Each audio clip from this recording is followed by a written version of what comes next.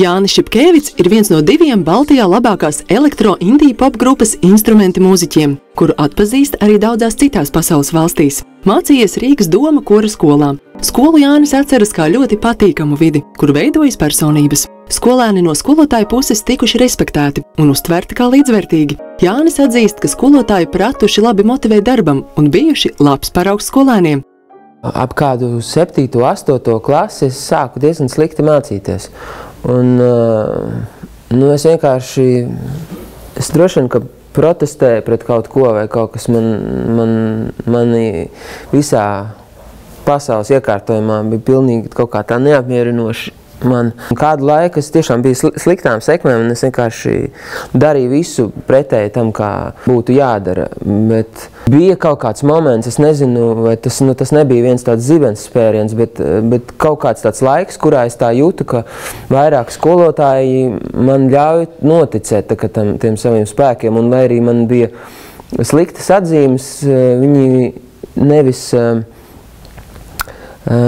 mēģināja mani kaut kā arvien vairāk sodīt, bet tieši tā kā motivēt. Ja tu atgūsti to ticību, ka tu esi labs un ka tu spēj kaut ko, tad vienkārši tas strādā tā kompleksi. Tas uzreiz visās jomās tu to jūti, tu vienkārši esi patīkamāks cilvēks. Spēcīga autoritāte Jānim bijis diriģents Ivars Cinkus, kurš skolā strādājis par diriģēšanas skolotāju. Iespējams, pateicoties viņam, Jānis turpinājis savu muzikālo karjeru.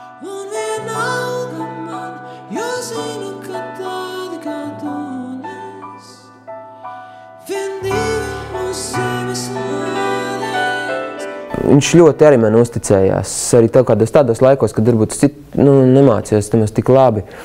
Un pēc pēdējā diriģēšanas eksāmena 12. klasē es viņam teicu, ka es nezinu, ka man liekas, ka tās mūzikas varbūt ir bijis par daudz, un vienkārši es šausmīgi uztraucos. Un man tas uztraukums ir apnicis, ka vienmēr ir tāds, vairāk tā diskomforta par to, ka man ir tādi drebuļi par to, ka jāiet uz skatuves, nekā man tās baudas par to, ka tas ir izdarīts. Un viņš teica, ka viņš tomēr uzskata, ka man vajadzētu vismaz pamēģināt.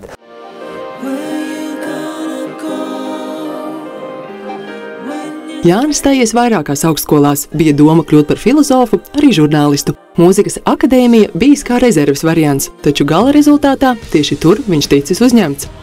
Principā, ja Ivars mani nebūtu pierunājis, lai es tomēr tur ielieku tos dokumentus, tad iespējams, ka es pilnīgi kaut kur citur būtu aizdreifējis savā dzīvē. Tagad, protams, es esmu diezgan priecīgs par to. Mūziķis Jānis Šepkēvits ļoti atbalsta tādas aktivitātes kā ēnu dienas, kad jauniešiem ir iespēja satikt autoritātes, pabūt vidē, kas viņus interesē. Es domāju, ka laikā, kad veidojas personība, kad cilvēks sāk sevi definēt un sāk apzināties, kas viņu interesē un ko viņš gribētu darīt, tad tas ir ārkārtīgi nepieciešams, ja viņam ir kaut kādi cilvēki, kas ļauj izprast, kā darbojas tas vai kas ir iespējams, un ka bērns var pabūt vidē, kurā top kaut kas. Jānis saka, ka ir bijuši vairāki mentori, kas viņu iedvesmojuši un palīdzējuši. Es varu teikt par sevi, ka man ir bijuši vairāki periodi dzīvē un ļoti atšķirīgi, droši vien arī tie piemēri un tie mentori, uz kuriem es esmu skatījies vai kuri man ir devuši kādas padomas īstajā brīdī, un ir bijuši laiki, kad es jūtu, ka man ir šādi cilvēki apkārt, un ir bijuši arī tādi brīži, kuros es jūtu, ka man būtu vajadzīgs padoms, bet man nav kam to pajautāt, un tādi vienkārši tu mēģini kaut kā pats izprātot to, bet protams, tas ir ļoti, ļoti svarīgi, ka tev ir kāds tāds